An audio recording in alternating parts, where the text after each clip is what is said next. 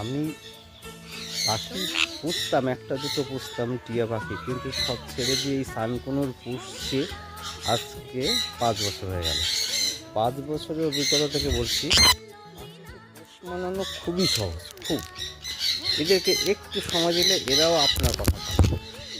দেখুন, দেখুন 4 মক্কেল আমাকে ঘিরে ধরেছে। যাই হোক, দেখুন এদের যদি আপনাদের এইরকম ভিডিও দেখতে ভালো লাগে একটু লাইক করে দেবেন, তাহলে আমি আরও ভিডিও বানাতে ইচ্ছে করবে, আমার ইচ্ছেটা থাকবে। দেখুন কেমন দুষ্টামি করে, দেখুন ওদের খিদে নেই, খাওয়ার জন্য করছে না, কিন্তু এগুলো সব খেলা করছে।